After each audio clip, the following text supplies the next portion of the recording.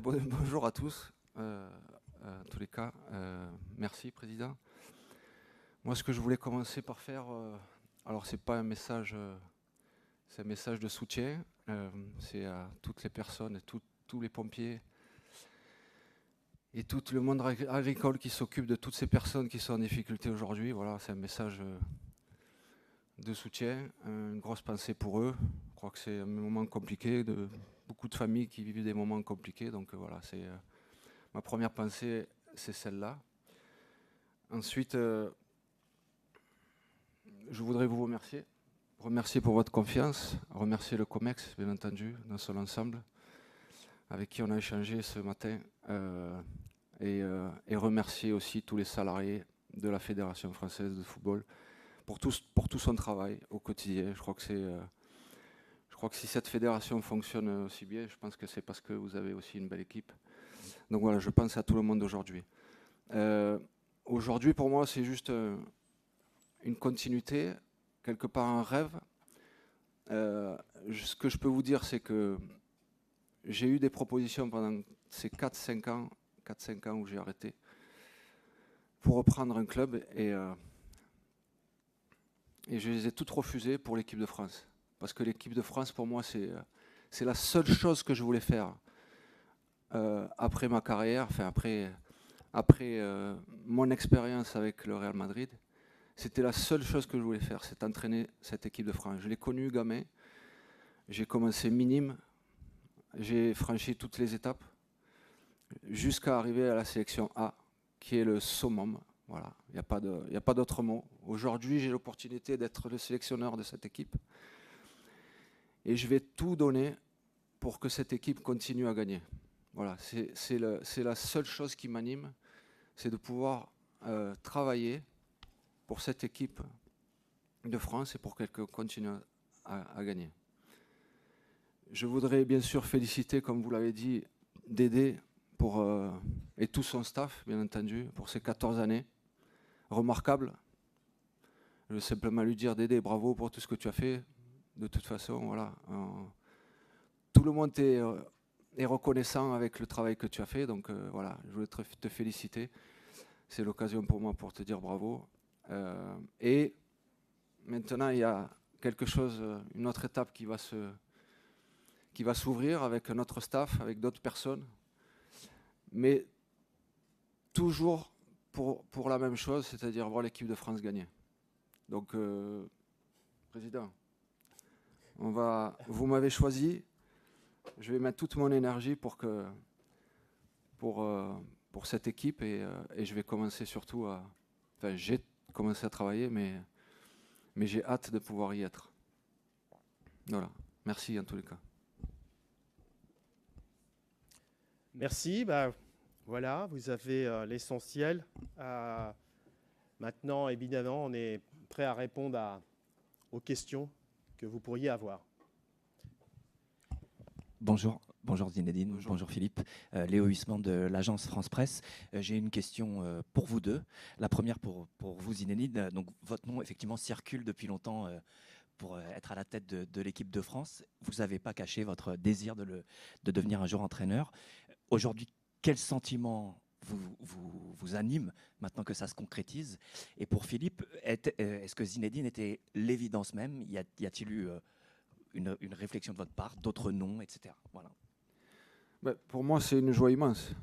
Sincèrement, en fait, je suis heureux de ce qui m'arrive aujourd'hui, de pouvoir devenir le sélectionneur de cette équipe de France. J'ai pas d'autres mots. Je suis contenu parce que forcément, mais j'ai plein d'émotions en moi, quoi. Je suis prêt pour relever le défi. Voilà. En tous les cas, c'est ce qui m'anime aujourd'hui, de pouvoir travailler auprès de cette équipe de France. Bon, je l'ai dit, nous, c'est beaucoup de fierté, beaucoup de responsabilité aussi, parce que quand on sort d'une dizaine d'années aussi brillantes, il faut trouver la personne dans laquelle vous ayez confiance pour nous conduire sur le même chemin pour j'espère, les années qui viennent. Et donc, évidemment, le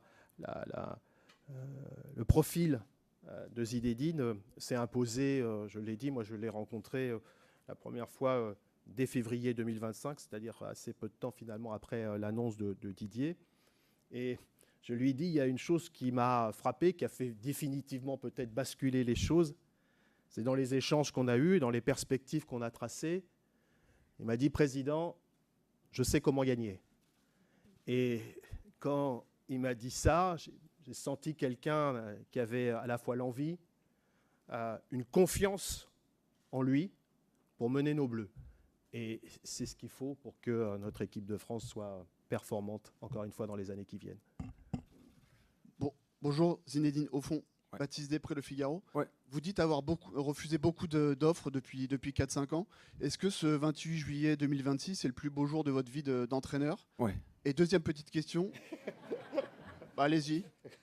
Ouais, non, allez-y. Et La deuxième question, je vous en prie. quel sera le style Zidane en équipe de France?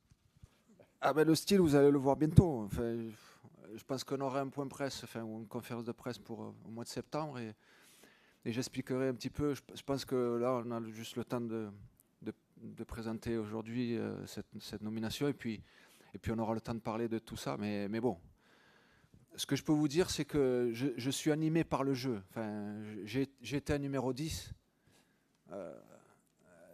Moi, ce qui m'anime, c'est d'aller marquer des buts. Bien sûr, il faut un équilibre d'équipe, c'est forcément, ça c'est plus important, mais ce qui m'anime, c'est le jeu. Voilà. J'ai vécu 25 ans en Espagne, donc vous savez ce que ça veut dire. Donc voilà, j'ai commencé par la France, et j'étais, comme je vous ai dit, je suis un numéro 10, et donc moi sur le terrain, j'étais un leader de terrain, et aujourd'hui, je vais devenir un leader par mon expérience, par ce que j'ai fait, parce que je crois être maintenant comme entraîneur. Donc voilà, mais vous allez voir ça tranquillement. On va se revoir rapidement. Et bien parce que c'est ce que je voulais faire. C'est-à-dire qu'une fois que vous avez goûté à l'équipe de France, moi je l'ai connu minime, j'ai fait toutes les catégories, je suis arrivé à l'équipe A. D'ailleurs, à l'équipe A, pour gagner en France à 98, c'est la plus belle chose qui me soit arrivée dans ma vie, c'est de gagner avec les copains de 98, grâce à Aimé et son staff, toutes ces personnes qui ont œuvré à ce qu'on puisse gagner cette Coupe du Monde chez nous en France. Donc voilà, aujourd'hui, j'ai passé ces 4-5 années à attendre ce jour-là. Voilà. Et là, ça devient réalité, donc forcément, je suis un peu ému, mais vous ne pouvez pas le voir. Hein, je suis tout excité, quoi. C'est quelque chose de fort pour moi aujourd'hui. Donc voilà, et en même temps, il se passe des choses qui sont compliquées pour beaucoup de gens. Donc voilà, mais je suis heureux de cette nomination. Bonjour Zinedine, Giovanni Castelli, la chaîne L'équipe, juste là. J'aurais une question pour le président également. Vous avez porté le numéro 10 de l'équipe de France, le brassard également. Celui actuellement qui a le brassard et le numéro 10, c'est Kylian Mbappé. Est-ce que vous avez déjà pu échanger avec lui? Est-ce qu'il va rester votre capitaine ou non? Et question pour le président, vous avez longuement évoqué Didier Deschamps. Est-ce qu'il y a un hommage qui sera prévu à la rentrée pour l'ancien sélectionneur de l'équipe de France ou non? Merci beaucoup. Ouais. Ben, on n'a pas échangé avec Kylian. Je pense que le plus important pour lui, c'est de se reposer, de profiter justement de ces moments de repos qu'il a eu et bien mérité après cette saison et puis après la Coupe du Monde. Et on aura l'occasion de parler de tout ça avec lui et tous les joueurs bientôt au mois de septembre. J'avais proposé effectivement à Didier de venir juste après la Coupe du Monde ici à la Fédération. Ça n'a pas pu se faire.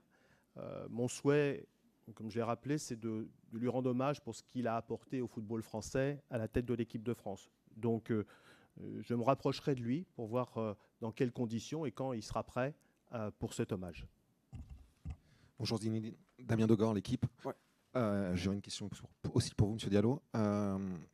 Vous avez dit au président Diallo, vous savez comment gagner. Comment allez-vous faire pour gagner avec cette équipe de France?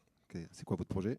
Et M. Diallo, vous avez dit avoir rencontré Zinedine Zidane en février 2025 et l'avoir vu plusieurs fois ensuite. Quand est-ce que vous avez eu son accord définitif? Je peux pas vous expliquer comment on va gagner en 2 mots comme ça. Moi, ce que je sais, et ce qui est le plus important, c'est qu'on a la matière, c'est-à-dire qu'on a des joueurs extraordinaires. J'ai une équipe extraordinaire qui va être en place et ça c'est pareil. Donc après, là, il faut que j'atterrisse, il faut que je voit les joueurs, il faut que je leur explique ce qu'est mon projet de jeu, ce que l'on va faire ensemble. Et après, ça sera à moi, en tant que leader, comme entraîneur, de mener cette équipe à continuer à gagner. Parce que justement, ce qui a été fait jusqu'à maintenant par Dédé, c'était de grandes choses. Et donc, je vais essayer de continuer à faire gagner cette équipe. Bon, je l'ai dit, on s'est vu la première fois en février 2025, en tête-à-tête.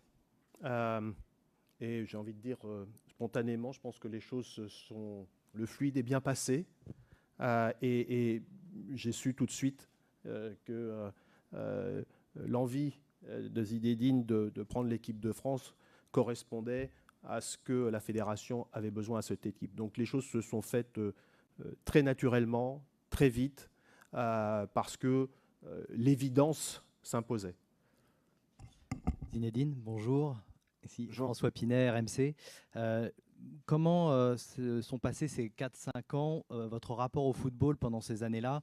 On vous a vu évidemment dans les stades, mais est-ce que vous regardiez par exemple l'équipe de France comme un supporter ou déjà comme avec une réflexion derrière pour travailler avec cette équipe dans le futur? J'ai toujours regardé cette équipe de France comme un supporter, mais aussi comme un futur entraîneur.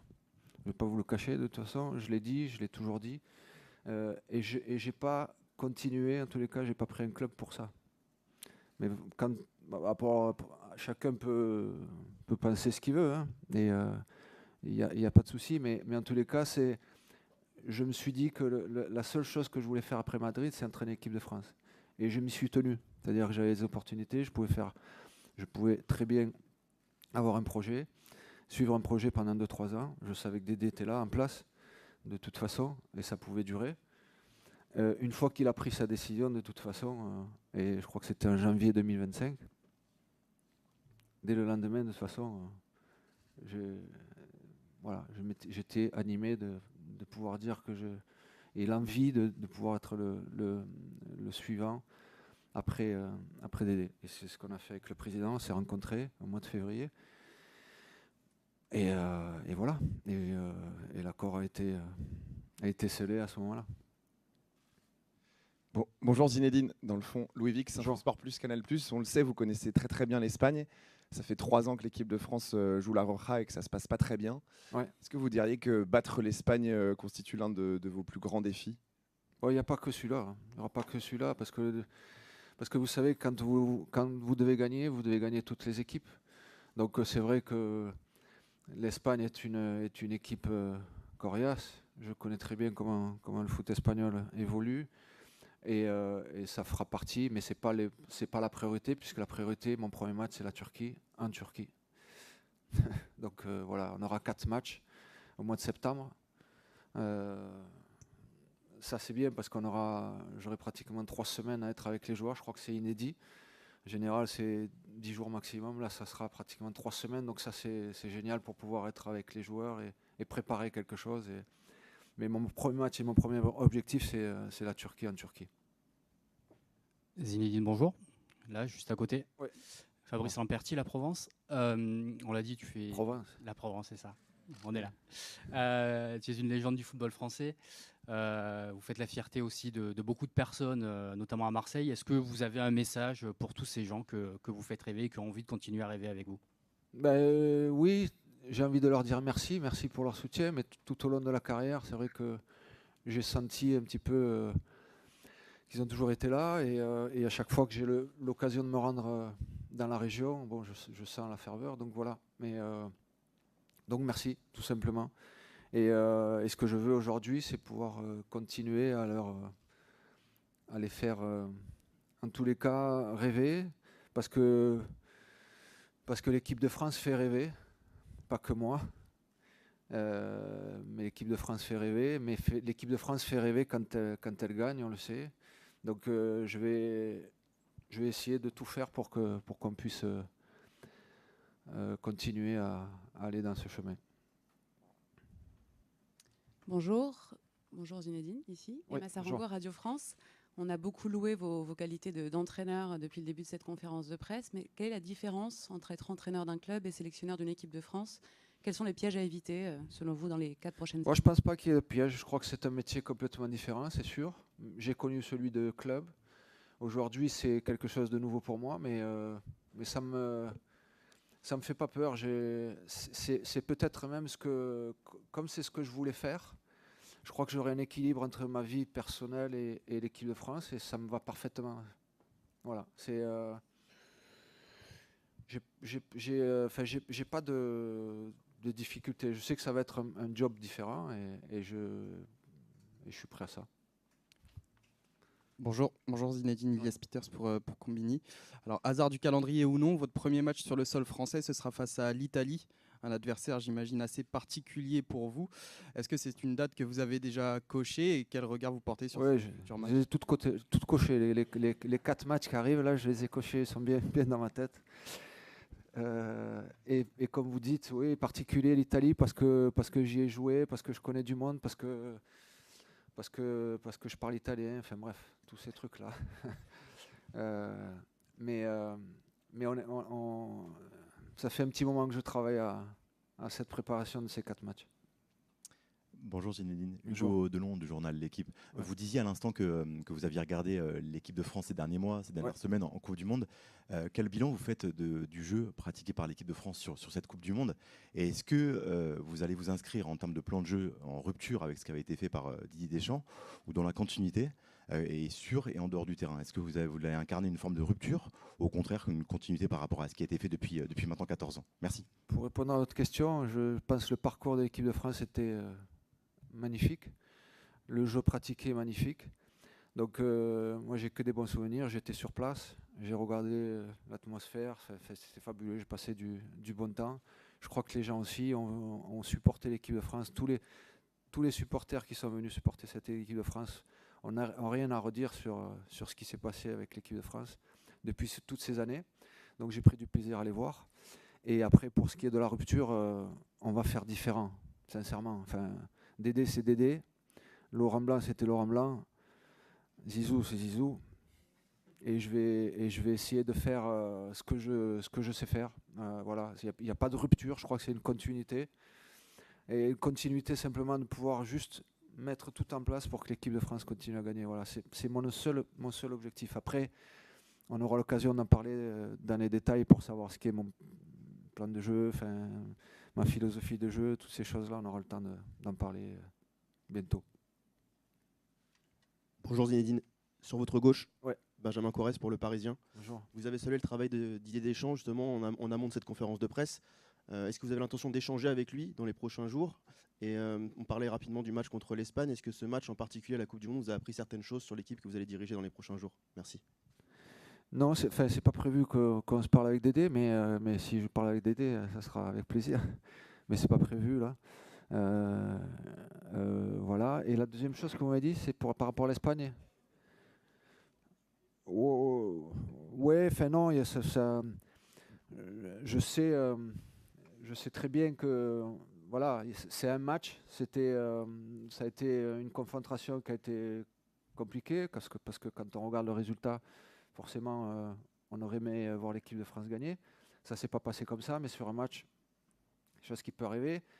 Et après, par rapport à ce que je vais faire, ce que je vais mettre en place, ça va pas changer à quoi que ce soit. Le jour où j'aurai une confrontation avec l'équipe de France, il faudra de toute façon faire des choses comme je le sens. Mais aujourd'hui, je vous dis, mon objectif, c'est le premier match et c'est la Turquie. Bonjour Zinedine, sur votre gauche encore ici. Ouais. Voilà. Bonjour. Bonjour, je suis Bruno Fraioli de sportbusiness.club. J'ai une question un petit peu sponsoring, marketing. Vous êtes, je crois, ambassadeur à vie d'Adidas. Or, c'est Nike qui est partenaire. Alors, en tous les cas, ambassadeur. Ça n'existe pas, ça. D'Adidas. Ça n'existe pas, d'ailleurs, même pour ce contrat en équipe de France, ça n'existera pas. C'est pas. Est-ce que vous mettez ce contrat en sommeil pendant votre carrière d'entraîneur? Non, pas du tout. Pas du tout. Ce que je veux dire, c'est que, comme vous l'avez dit, ça fait 30 ans que je suis sous contrat avec Adidas. Mais ça ne changera rien. Enfin, je pense que de toute façon, le fait d'être en équipe de France, Adidas ne va pas interférer avec l'équipe de France. Pour être clair avec vous, quoi. Mais je vais pas je vais pas laisser mon sponsor depuis 30 ans. Là. Juste, les choses sont parfaitement claires, parce que c'est évidemment un point qu'on a abordé.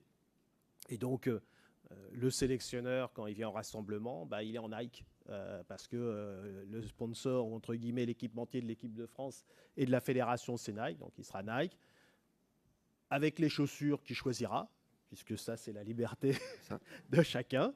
Mais pour le reste, ça sera Nike. Et puis après, quand il est dans sa vie privée, en dehors de sélectionneur, il a toute la liberté de faire ce qu'il entend faire, avec qui il entend le faire. Voilà. Ici. Bonjour. Bonjour. Pardon. Bonjour. Raquel Villaécija de El País, Hola. en Espagne. Donc on parle beaucoup de battre l'Espagne, mais je voulais savoir, vous connaissez bien le foot espagnol, de quelle façon votre expérience au Real Madrid peut vous aider dans cette nouvelle étape, et si le style Zidane avec les Bleus va se rassembler au style Zidane avec le Real. Merci. Ah, oui, de toute façon, ça ressemblera à ce que j'ai fait pendant toutes ces années au Real Madrid. Je crois qu'il y a l'équipe de France et la suite pour moi. Et après, pour ce qui est de l'équipe d'Espagne, comme je l'ai dit plusieurs fois, là, on n'a pas de match où on va se rencontrer récemment. Donc, pour le moment, c'est pas mon objectif de penser à l'équipe d'Espagne. On va prendre les 2 dernières questions. Bonjour Zinedine. Oui. Au fond. Oui, où ça? Pardon. Juste en face. Julien Babou, M6 RTL. On a compris qu'on devrait attendre septembre pour connaître votre staff, mais est-ce que vous avez déjà quelques noms de fidèles à égrener, et quelle sera la philosophie de votre équipe, de votre staff? Oui, de toute façon, on parle de septembre parce que c'est à ce moment-là qu'on va présenter tout le monde, mais mon staff proche, en tous les cas, mon staff technique est déjà en place. C'est pratiquement celui qui est... que j'ai eu pendant toutes ces années au Real Madrid, et avec peut-être 2-3 incorporations à l'équipe, mais voilà, ça ne va pas changer grand-chose. Voilà, je suis plutôt un fidèle de ce côté-là, les personnes aussi m'ont été fidèles, et donc voilà, on va continuer l'aventure avec toutes ces personnes. Bonjour Zinedine. Ici. Bonjour. Clément Gavard pour SoFoot. Une première question par rapport à mon collègue et ami Christophe Glaise, qui est enfermé en Algérie depuis plus d'1 an. On voit que la Fédé a été très active pour son soutien, on le voit en arrivant ici. Didier Deschamps a aussi soutenu, adressé un message en tout cas à sa famille, à Christophe pendant la Coupe du Monde. Est-ce que vous auriez vous aussi un message à adresser à Christophe ainsi qu'à sa famille? Et une deuxième question plus foot. Qu'est-ce que les 4 sélectionneurs que vous avez côtoyés en équipe de France ont pu vous apprendre sur ce métier quand vous étiez joueur? Merci. Bien sûr que je soutiens, et comme un parent, en fait, et comme l'a dit le président, la Fédération française de football soutient M. Glaise et sa famille, donc on espère simplement qu'il puisse rentrer à la maison avec ses parents, ça c'est clair et net. Je me suis jamais trop exprimé, mais c'est pas simplement pour ce dossier-là, je crois que je le fais tout ce qui, en tous les cas, me touche quand je suis à l'extérieur. Je prends pas la parole pour dans n'importe quel cas, et donc ça va pas changer. Aujourd'hui, vous me posez la question, je suis parent et je veux juste qu'il rentre chez lui, comme pour voir sa famille, ça c'est clair. Bonjour Zinedine, Charlotte Harper from The Athletic. Ici. Pardon. Oui, pardon. Je vais poser en anglais pour m'exprimer bien. Your team and your captain were subject to some awful racist comments during the World Cup. I just wondered how you would approach that going forward as a team throughout your tenure. And secondly, you haven't worked as a manager for 5 years. Can you explain professionally what you have been doing and perhaps personally as well? Merci beaucoup. Merci beaucoup. Il va falloir que... I'm over here. Allez-y. Okay, so the French team received a lot of racial abuse. Oh no, en français, English. Oui, c'est mieux. Sorry. Français, ça sera mieux. Sorry. L'équipe française a reçu beaucoup d'abus racistes pendant la Coupe du Monde. Qu'est-ce que serait votre approche vis-à-vis de ça pendant les prochains 10 ans? Et une deuxième question. Vous n'avez pas travaillé depuis 4-5 ans. Qu'est-ce que vous avez fait pour se préparer pour aujourd'hui? Alors, la première question par rapport au racisme, on ne changera peut-être pas les choses. Moi, ce que je veux dire, c'est qu'on est dans un beau pays avec cette mixité. J'ai grandi dans un quartier où, justement, il y avait la place pour tout le monde. Et ma vie, c'est celle-là. Donc, c'est de pouvoir échanger avec tout le monde. Nous sommes tous des êtres humains et donc, j'espère, et il faut combattre, en fait, en tous les cas, le racisme. C'est ce qu'on essaye tous de faire à sa manière.